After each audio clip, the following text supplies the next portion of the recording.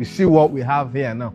As big as it is, if there is no system and no structure, it will amount to nothing. But whatever that is small, when you put some systems and structure to it, it begins to multiply, it begins to grow. Am I communicating? Being wealthy is not the amount of money you have in your bank account. Being wealthy is just the structure in your mind and the systems in your hands. So you're thinking it, planning it in your mind, and with your hands, you're systemizing it, you're growing it, and you're building.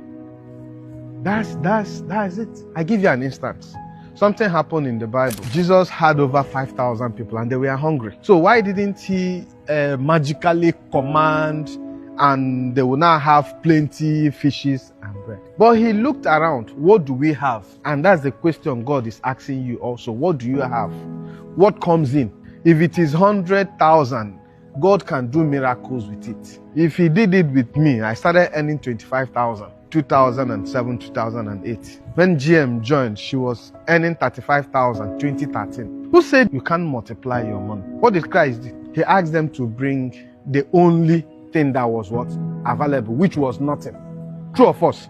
How can 5 loaves and 2 fishes feed 5,000 people? But he understood how things function. What he did was to put systems and what? Structures to it. I heard that story, and when I think about it, it makes me imagine how powerful these things are. He said he doesn't want waste, and they should sit in what? In groups. And they begin to do what? Share. And it began to multiply. But you have your earnings.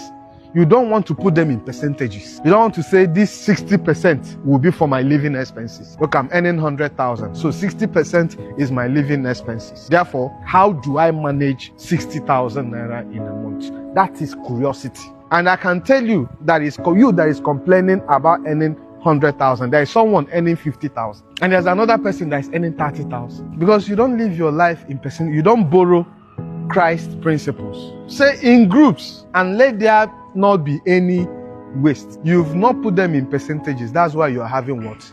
Wastages. When you look at that, your 60K living expenses, you know this is my transport. If this transport is not enough, then there should be a strategy. I should wake up early and trek from this point to this point so that this transport will be what?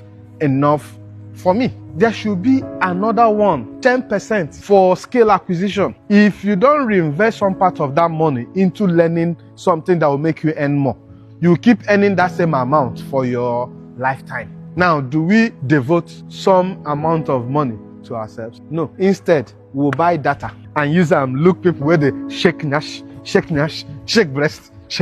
And that 10% on scale development will do what? Vanish. But another wise person will use it and go to YouTube and question things, question his skills, learn things. And before you know it, you have a skill that when one problem shows up in the office, you're the one that will solve it. They say, are you knowledgeable like this? Before you know it, you are what? Promoted. And your growing means that you're trusted. And you're trusted means that the money can come to you. We've talked about how many?